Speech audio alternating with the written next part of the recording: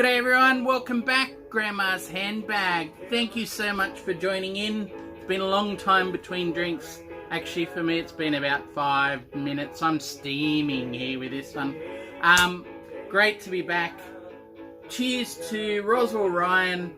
I haven't checked you out for a while, Ryan, but I know you've shown this beer before. Budvar, original Czech lager. Yeah, all you folks in the States, drink the imitation. This is the real deal. Top 10 beer for me. Just about one of the best lagers you'll find anywhere. Anyway, cheers to you all. Thank you so much. Welcome in for this episode. Thank you for joining me. I don't know. I just really appreciate that you're jumping back in. I know there's a long time, as I said, between drinks, but look, what's going on in this episode? I've got gifts, I've got thrift stuff, I've got, you know, some good Japanese presses, and I've got an Aussie artist that I've been diving deeper into to wind things up a little bit. So hope we can get to that pretty soon. The apologies first, though. I just want to say apologise to all the other folks, you know, whose videos I don't get to watch as much as I really want to, you know. So many folks doing so much good work and just really haven't been in the space to get around for that. I've been away longer than I would want to. There's a few reasons for that.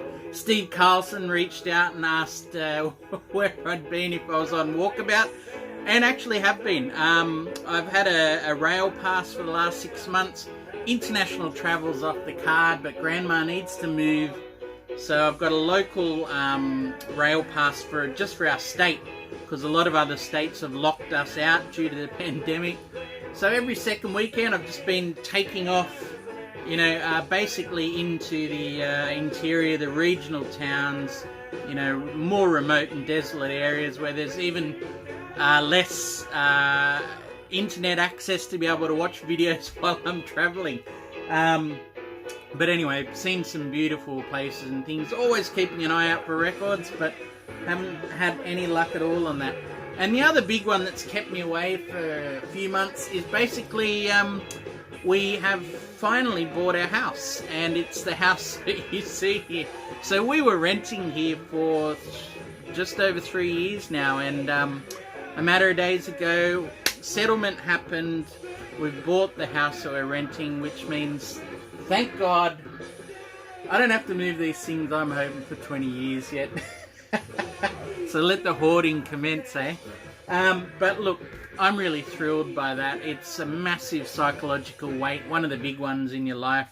Obviously, births, deaths, weddings, moving house or buying homes are a big one. So yeah, look forward to getting you in for a room tour. I know I haven't done this one for this one, but I really do want to get you in. Just requires me to clean up. I don't want to show you the uncurated part of the room. Anyway, yeah, so want to show you first off some stuff that I picked up at the op shop, the thrift stores. I really can't say a lot about these because that's the other part I wanted to mention as well, is that I really haven't had a chance to listen to a lot of vinyl until the last week or so, just basically because I need a house alone to really pump it, to feel the music and that, and you know, with a teacher at home for school holidays for 6-7 weeks, there's very little chance for that to happen, which is why a lot of my listening's actually been out in the shed. I'll take you there towards the end of this video. But anyway, I can show you records that I have bought. Quickly picked up 4 jazz records at an op shop, $3 each, thrift shop. You can see that there, Mumba Jazz 76. So this has got Galapagos Duck. It's about the main band I know from here, an Aussie jazz fusion, I guess you could say, band. This came out, yeah, 1976. Interesting for a bit of local jazz history. The next couple, again, very intrigued to see them there. Charlie Mingus, Mexican Moods, on the Camden label, still in shrink. And yeah, look, it's probably a budget comp, but still very, very interested to go and have a look at that. The Quintessence Jazz Series. Yeah, $3 for Mingus. Just going to leave it there. Lovely condition on the disc as well. As is this one.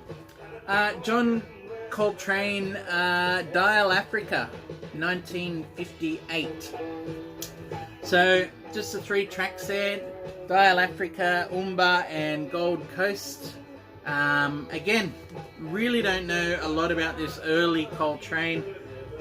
Really have only dipped my toes into, mid-60s Coltrane, if anything.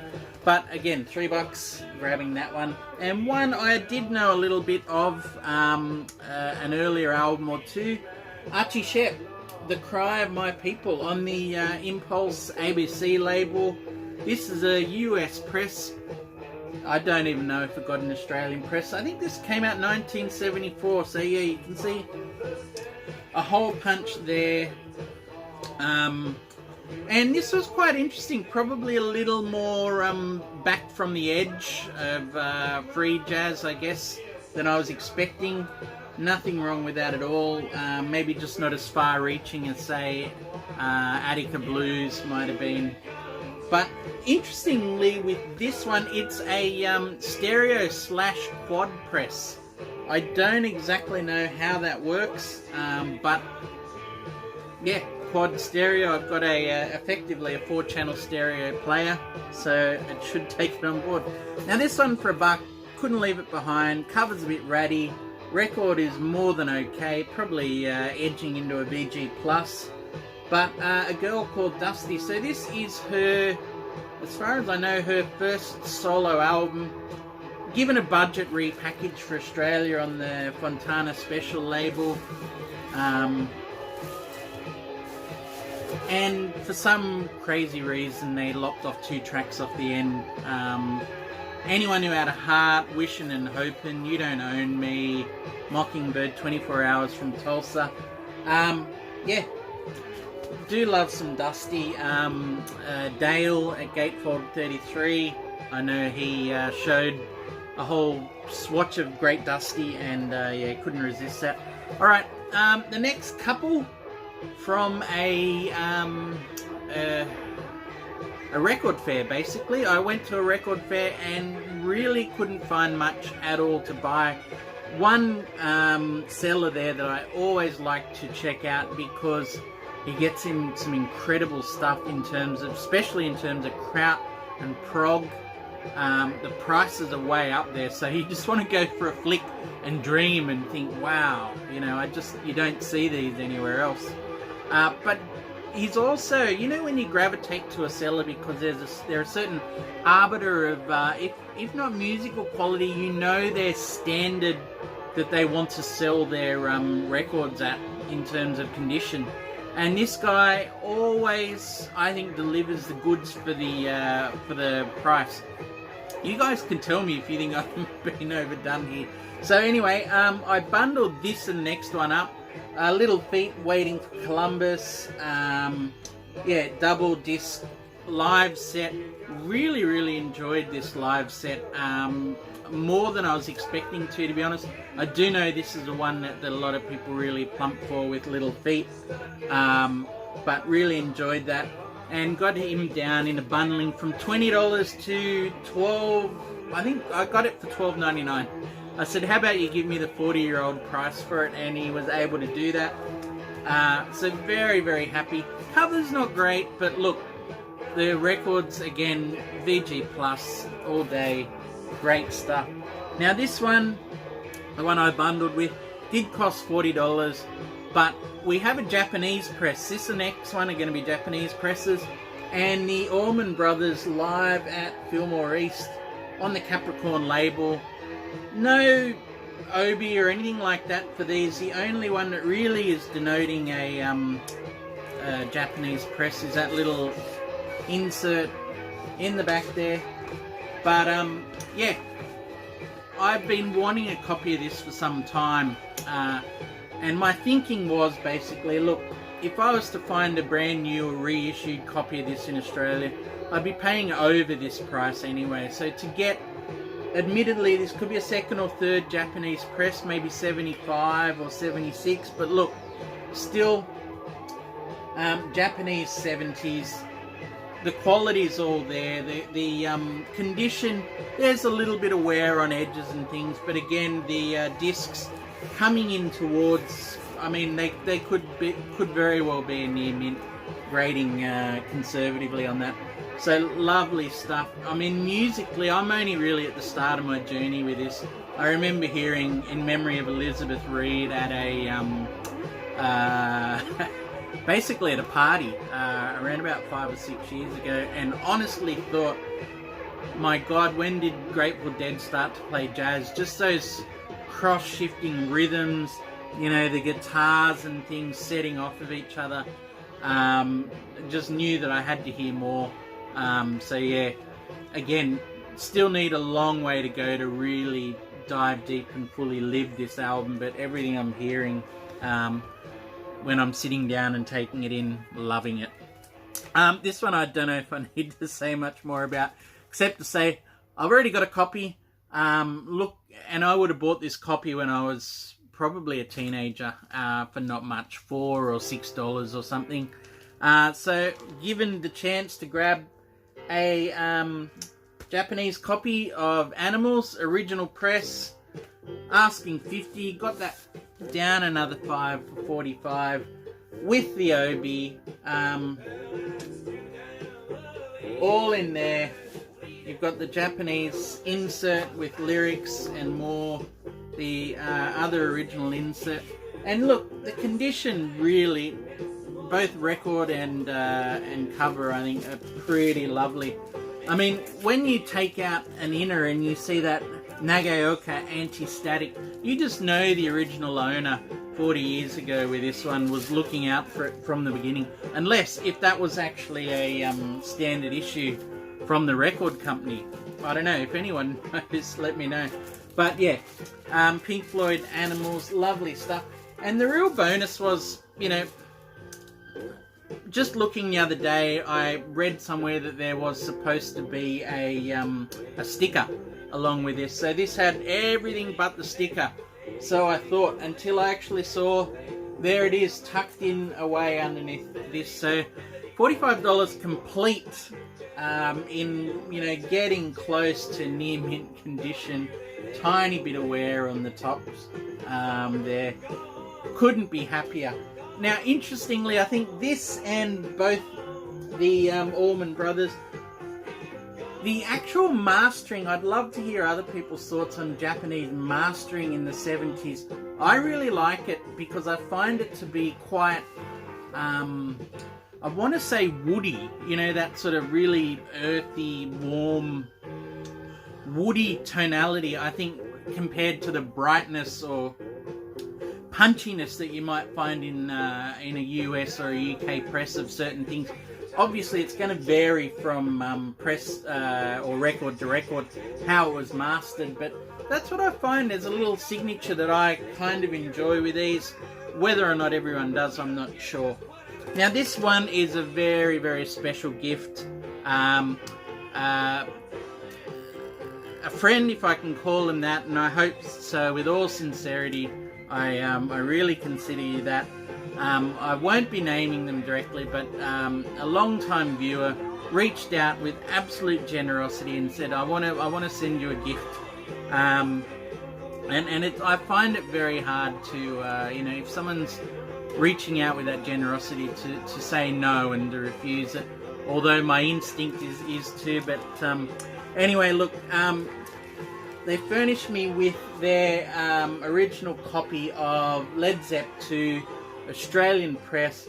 Here's a beautiful note from my friend, just explaining the provenance, more or less, of this record, and couldn't be happier to hear it, to read about it. It has a history, and even better than that, the Australian press is all kind of rather rare because you get that gatefold inner with the green label there, and not only that, I absolutely love the green Atlantic label.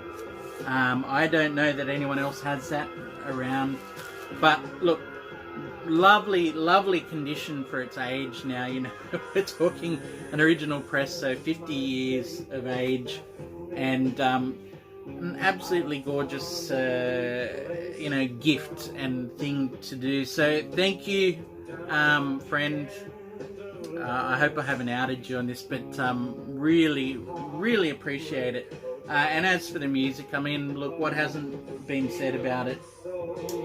But yeah, look, prime Zepp for me. I love the earlier stuff before it gets too long, too wigged out. You know, just the short, sharp punches on here. And look, I just cannot help but get lost in Whole Lotta Love every time. You know, Ramble On. That's just, yeah. Heartbreaker, Living Loving Maid. Thank you so much. Really, really appreciate it. Alright, and another bit of VCLT. I haven't even gotten to the VCLT that, you know, my good old friend Trigger Tunes has given me. I'll have to offload that next video. But this one here from the Digital Gramophone John, completely unexpected. He did have my address from another thing that I still haven't shown. I will out him on that one. But he, this was unknown to me that it was coming through. I was toying getting it, and boom, before I knew it, turned up on my doorstep just after Christmas, and just with a you know, wonderful, heartfelt note. You know, really nicely. Yeah, couldn't be happier. And so this is a War on Drugs, live drugs. You know, gatefold pressing, tip-on style sleeve, lovely and thick, nice pressing, pressed in Czech Republic, and I think GZ, who are doing it, honestly hold their ground as a good pressing. You know, maybe not top tier stuff, but I have very few complaints with these guys. Musically, great stuff. Now I thought, look, you know, the War on Drugs, it's a quality thing anyway. You know, I sometimes think that John sent this to me just so he could put in mind the drummer who he alerted me to, and I think he even turned up on your last video momentarily, John. There's a picture of him there if you haven't seen him. Super intensity. Cannot listen to War on Drugs live without even thinking of that guy's face now. But anyway, very surprised at the actual, I know this sounds weird, the depth of the performances on here, bringing things out of the music that I really wasn't expecting. So, you know, great stuff.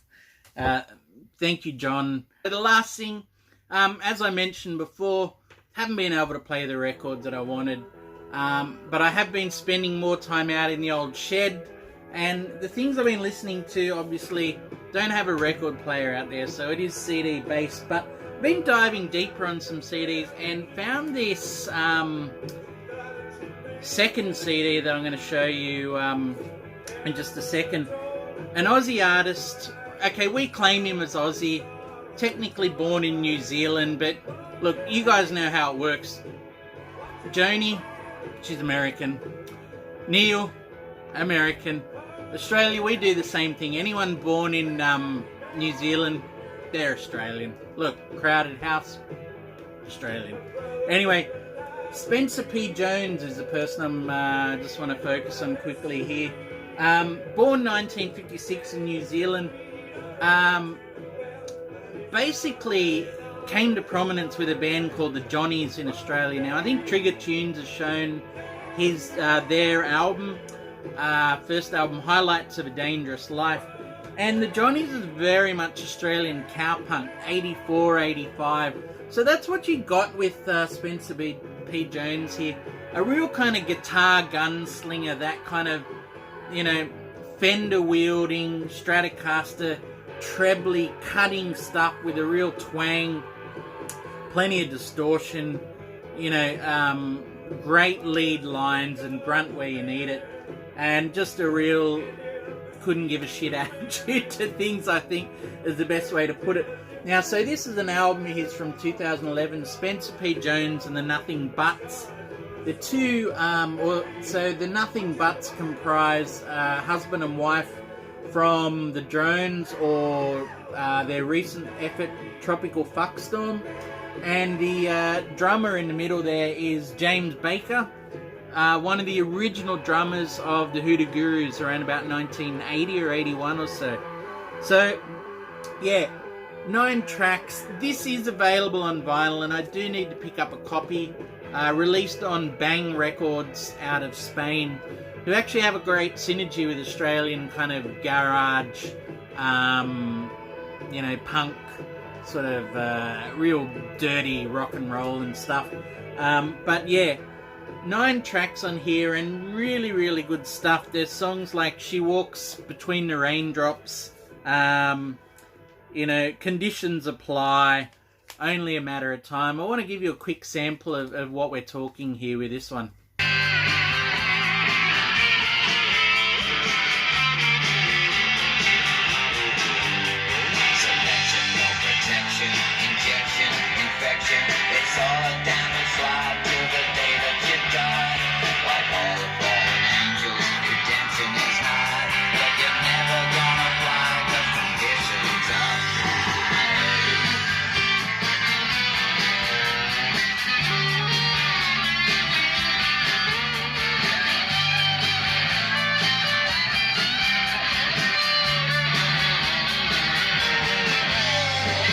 So yeah, I hope you get that real grunt and twang and kind of, you know, that's a really loose version of what's going on there. And you know, how old, I think he's maybe mid-50s or so when he's putting that out. So nice and evil, couldn't give a shit sounding stuff. This album I came across just the other week and have been absolutely loving it. This is his solo debut album from 1994. Only ever released on CD, so this is quite a rare and valuable one. But what's really interesting to me is, I mean, apart from the inherent quality, is the artists that turn up on here. It is an absolute who's who. It's a roll call. We've got Conway Savage, Morris Frawley, Roland Howard, Warren Ellis, so Evil Graham Lee's even on there. So you've got all these limelights of Australian rock of the 1980s and things. You know, members of the Triffids, the Bad Seeds on there, the Dirty Three, you know, the Cruel Sea. There's Olympic Sideburns, Paul Kelly. It's just loaded with stuff, but it's still very much Spencer P. Jones' show. Great stuff. 3 covers on here. There's a cover of Alex Chilton's Underclass, a fantastic cover of Jet Boy, Jet Girl, a real dirgy kind of Velvet Underground with a slight country twang to it. Makes a lot of sense to me. I love that stuff. And then Skip James, Devil Got My Woman as well. So I'll leave you a little taste of Spencer P, but this has been a real kind of revelation for me.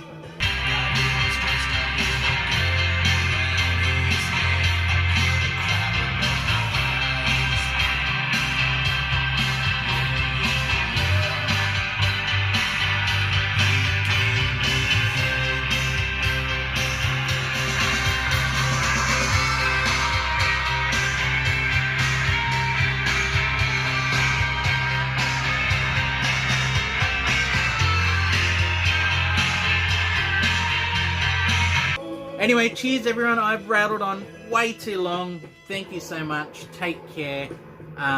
Look forward to hearing from you, and talk to you very soon. Look after yourselves. Cheers. Bye-bye.